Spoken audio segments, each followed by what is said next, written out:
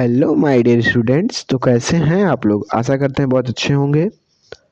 तो चलिए, आज का हमारा टॉपिक है केपलर लॉ। केपलर के ग्रहों की गति के 3 नियम। मतलब केपलर ने ग्रहों संबंधित 3 नियम दिए। कौन कौन से?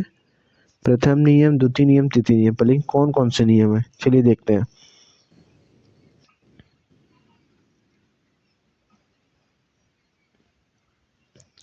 उनका पहला नियम क्या था?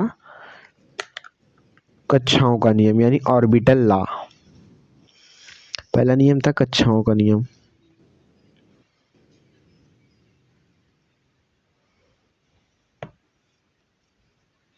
कक्षाओं का नियम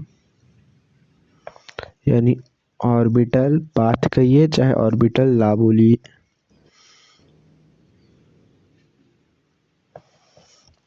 ऑर्बिटल लॉ।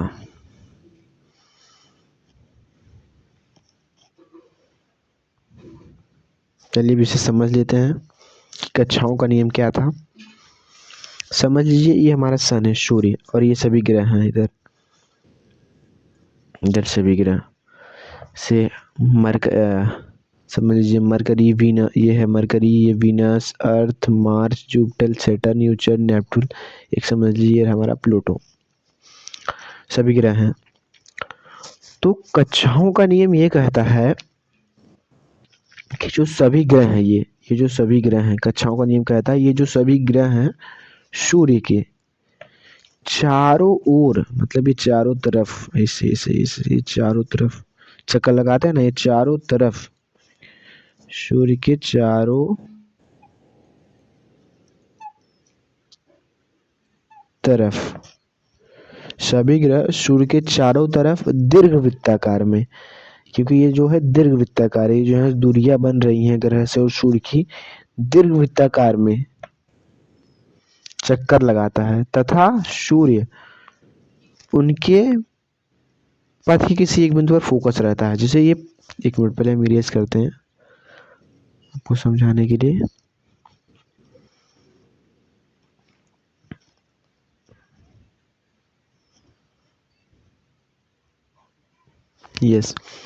सूर्य एक स्थान पे फोकस है ना, सूर्य थोड़ी चक्कर लगाता है ग्रह का, ग्रह चक्कर लगाते हैं। ये सभी ग्रह हो गए, ये ग्रह चक्कर लगाते हैं, पर लेकिन सूर्य चक्कर नहीं लगाता। सूर्य किसी एक बिंदु पर फोकस रहता है, फोकस रहता है।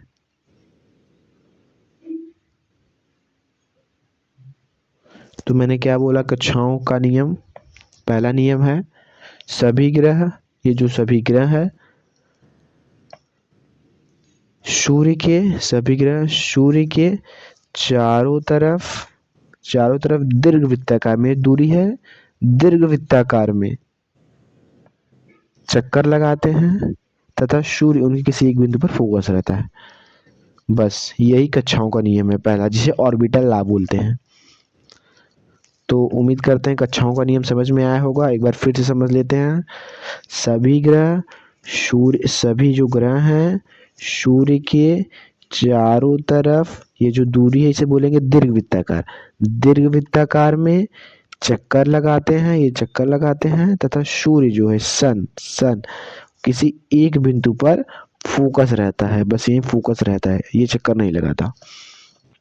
तो उम्मीद करते हैं पहला सोच समझ में आया होगा।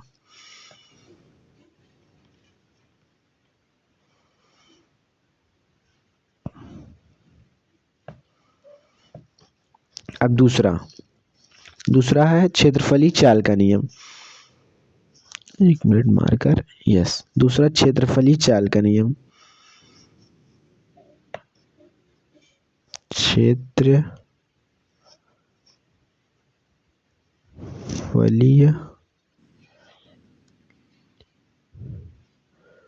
चाल का नियम समझ लीजिए। क्षेत्रफली चाल का नियम, क्षेत्रफली चाल का नियम क्या कहता है? ग्रह, ये जो हमारे ग्रह हैं सभी ग्रह इधर से, तथा सूर्य सन को मिलाने वाली रेखा, ये जो रेखा मिला रही है, समान समय अंतराल में समान क्षेत्रफल तय करती है। कहने का मतलब इसका ये है कि ये हमारा ग्रह है, सभी इधर समझ लीजिए, सभी ग्रह हैं, ग्रह तथा सूर्य को मिलाने वाली रेखा, ये जो रेखा है समान समय अंतराल में, मतलब यहाँ तक आने में जितना इसे समय लगता है, समान समय अंतराल में समान क्षेत्रफल तय करती है। इसे अगर इसे वाई और एक्स दूरी तय करने में मान लीजिए टी समय लगा, तो वही ग्रह यहाँ ये ए और बी की ये जो दूरियां हैं, ए और बी की दूरी भी टी समय में, ए और बी की दूरी भी टी समय में ग्रह पूरा करेगा। और जो इसका क्षेत्रफल होगा, जो एरिया होगा, ए बी का एरिया, जो ए बी का क्षेत्रफल होगा, ए बी का क्षेत्रफल जो होगा वो बराबर होगा किसके, वाई एक्स के क्षेत्रफल के।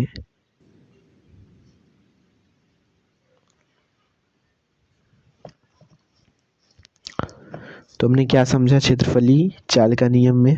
क्षेत्रफली चाल का नियम बस एकदम सरल है। क्या?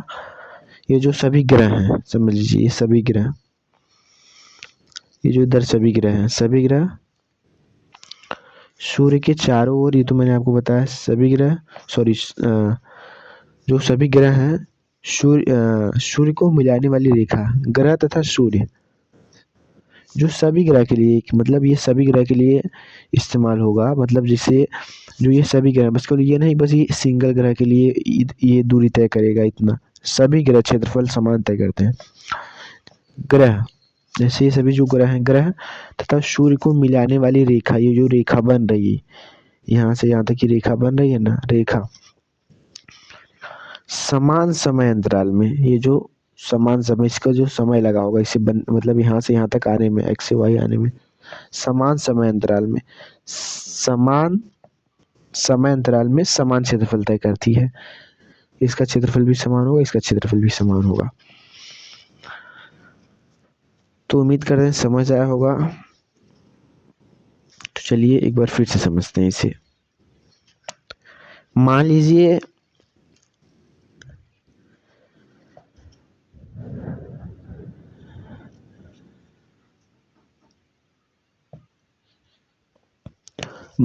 ये जो हमारा सन है, सन, इसे हम यस मान लेते हैं, यहाँ एक पॉइंट मान लेते हैं, यहाँ जो यस है,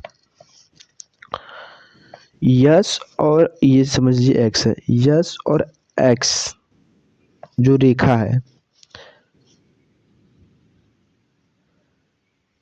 राइट, और जो यस और वाई रेखा है, ये यस एक्स, यस एक्स और यस वाई जो हमारी रेखा है, यह मतलब ये जो एक्स और वाई जो रेखा है, जो यस एक्स रेखा है और वाई एस और वाई जो रेखा है, इसको पूरा करने में मान लीजिए डेल टी समय लगता है ग्रह को, मतलब यहाँ से यहाँ आने में डेल टी समय लगता है मान लीजिए ग्रह को। तब हम यह कह सकते हैं कि, क्या कह सकते हैं कि जो मार्कर क्यों नहीं चल रहा है, यस वाई और एक्स का जो क्षेत्रफल होगा वो यस ए बी, यानी ये रहा यस, ये ए और ये बी क्षेत्रफल के बराबर होगा, बस यही। पर लेकिन आप एक बात और समझ लीजिए, इससे पहले हम इरेज कर दें,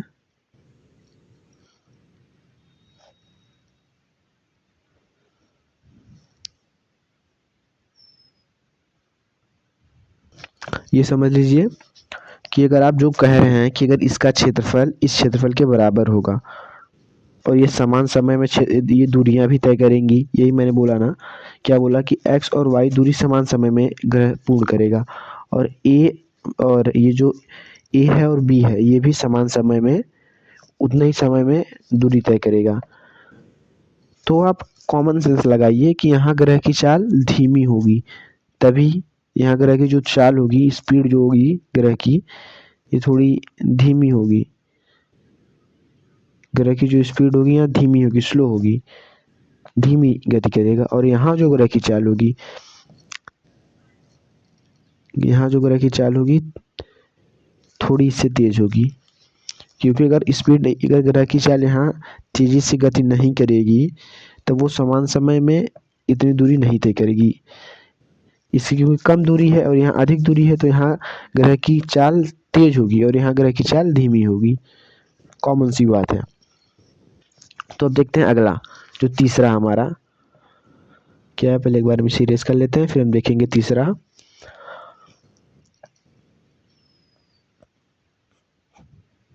तीसरा हमारा आवर्तकाल का नियम।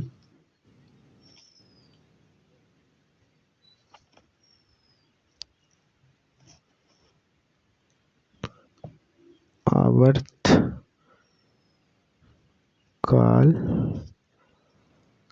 का नियम,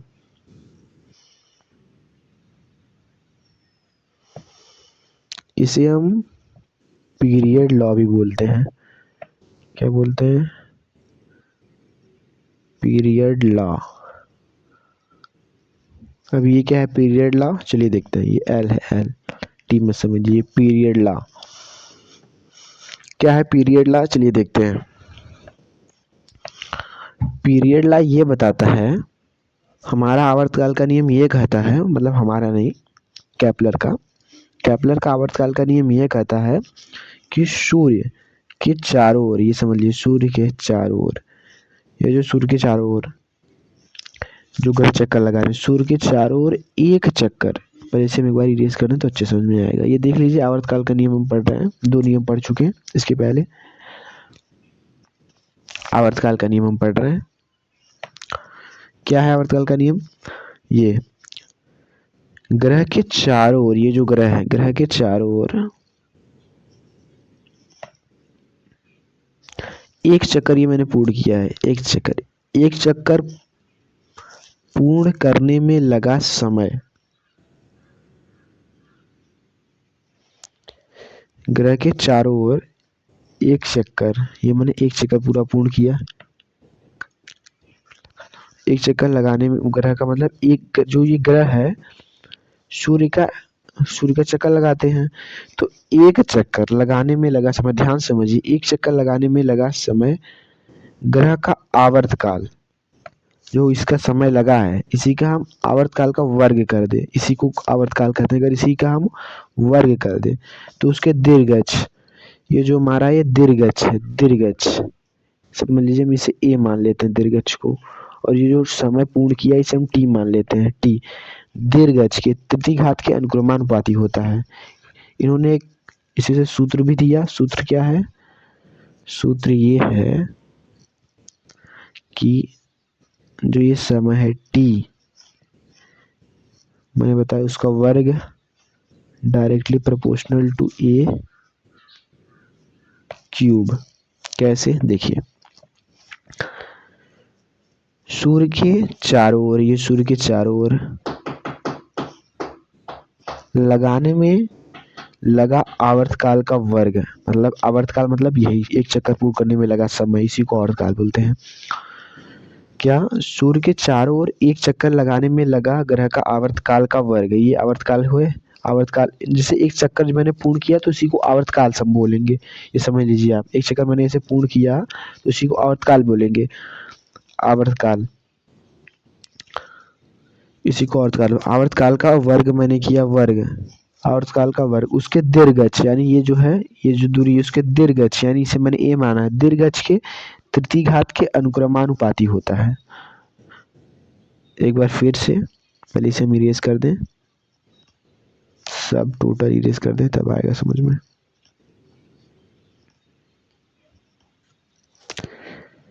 मैंने फार्मूला क्या लिखा था कि 1 मिनट मार कर क्यों नहीं चल रहा। अरे टी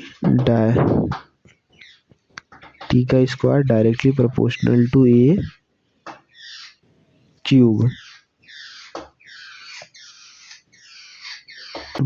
मैंने क्या बोला, ग्रह का एक चक्कर लगाने में लगा आवर्तकाल। आवर्तकाल में आप कंफ्यूज मत होइएगा, आवर्तकाल यही है, एक चक्कर पूर्ण कर दिया तो इसी को बोल देंगे आवर्तकाल। मैंने ये सूर्य का एक चक्कर पूर्ण कर दिया, इसी को बोल देंगे आवर्तकाल। सूर्य के चारों ओर एक चक्कर लगाने में लगा आवर्तकाल का वर्ग कर दिया, वर्ग। उसके दीर्घच, ये हो गया दीर्घच। दीर्घच इसे मैंने ए माना था। दीर्घच एक दीर्घच के तृतीय घात, ये मतलब तृतीय घात के अनुपाती होता है। समझ में आया होगा, उम्मीद करते हैं एकदम अच्छे से समझ में आया होगा। तो चलिए अब जल्दी जल्दी देख लेते हैं फिर से एक बार। पहला हमने नियम क्या पढ़ा,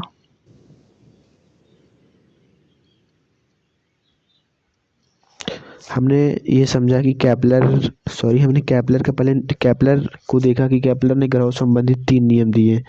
अब वो कौन कौन से नियम है, चलिए देखते हैं। केपलर ने ग्रहों संबंधित 3 नियम दिए। ग्रहों संबंधित 3 नियम दिए। कौन कौन से नियम है, पहला कक्षाओं का नियम। कक्षाओं का नियम क्या कहता है हमारा, सभी ग्रह, 1 मिनट पहले हम इसे इरेज करते हैं तब आपको अच्छे समझ में आएगा। पहला हमारा कक्षाओं का नियम, सभी ग्रह सूर्य के चारों ओर दीर्घवृत्ताकार में चक्कर लगाते हैं तथा सूर्य उनके किसी एक बिंदु या पथ पर फोकस रहता है। समझ लीजिए ये सूर्य हमारा एक बिंदु पर फोकस है और सभी ग्रह इसके चारों तरफ चक्कर लगा रहे हैं। ये मैंने बताया ना, सभी इसके ग्रह चारों तरफ चक्कर लगाते हैं, सूर्य उनके किसी एक बिंदु पर फोकस रहता है। बस ये पहला नियम। दूसरा क्षेत्रफली चाल का नियम। दूसरा हमारा है क्षेत्रफली चाल का नियम।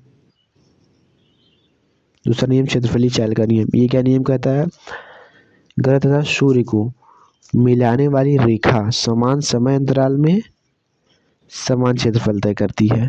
ये हमारा दूसरा नियम है। फिर इसको भी डायग्राम की मदद से समझाते हैं आपको। ये जो ग्रह है, ये हमारे ग्रह है, इधर ये जो सभी ग्रह हैं इधर जो चक्कर लगा रहे हैं इधर ग्रह तथा सूर्य, इसको मिलाने वाली जो ये रेखा है, कौन सी, ए बी रेखा, सॉरी, इसको मिलाने वाली रेखा ये है, यस और ए है ना, इसको जो मिला रही है, मिलाने वाली रेखा समान समय अंतराल में समान क्षेत्रफल तय करती है। मैंने आपको क्या बताया था कि समझ लीजिए टी समय लग रहा है तो ये भी टी समय में पूर्ण करेगी। इधर समझिए एग्जाम्पल की मदद से, पहले इसे हम डिलीट कर, एक बार इरेज कर दें। क्या बताया कि मान लीजिए यस ए रेखा है, यस, 1 मिनट इरेज नहीं हुआ क्या, यस इरेज हो गया। ये समझ लीजिए यस ए यहाँ तक रेखा है, यस ए रेखा, यस ए रेखा डेल टी समय में, कितने, डेल टी समय में यस भी दूरी तय करती है, यस भी दूरी यहाँ तक तय करती है डेल टी समय में, तब ये भी जो समय तय करेगी सी डी डेल टी समय में तय करेगी। और जो इसका क्षेत्रफल होगा, ये जो इसका क्षेत्र, 1 मिनट पहले इसके, यस, ये जो इसका क्षेत्रफल होगा यहाँ, ये जो इसका क्षेत्रफल होगा इसके क्षेत्रफल के बराबर होगा। बस यही सिंपल फंडा है। तो चलिए अब आगे समझते हैं।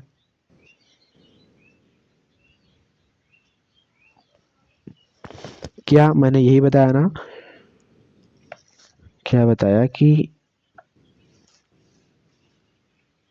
सूर्य से ग्रह ज्यादा दूर होने पर, मैंने आपको बताया था सिंपल फंडा था क्या, अगर ग्रह ज्यादा दूर रहेगा, समझ लीजिए यहाँ ग्रह है, यहाँ ग्रह है, 1 मिनट आपको डायग्राम पहले दिखाना पड़ेगा, पहले मैं इसे इरेज कर दे, सॉरी, पहले से इरेज कर दें तब तो यस ये इरेज होगा। समझ लीजिए अगर जब समान समय में समान दूरियां तय कर रही हैं, सॉरी समान समय में समान क्षेत्रफल जब तय कर रहे हैं, तब अगर समान दूरियां भी तय कर रही हैं तब इसका यहाँ जब ये यहाँ देखिए यहाँ दूरी कम है, यहाँ दूरी अधिक है, यहाँ से पूरा यहाँ तक हो रही है दूरी अधिक है और यहाँ दूरी कम है। एक मिनट इस एग्जांपल से समझेंगे, इस फिगर से आपको अच्छा समझ में आएगा। फिर इसे हम डिलीट कर दें।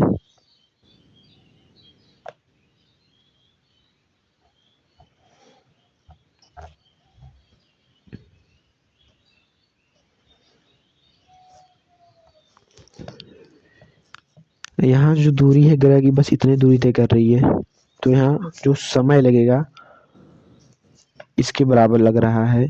तो सिंपल सी बात है, यहाँ ग्रह की चाल तेज मतलब तेज अधिक होगी और यहाँ ग्रह की चाल धीमी होगी, तभी तो इक्वल होगा, तभी तो इक्वल होगा। चलिए अब देखते हैं आवर्तकाल का नियम क्या है।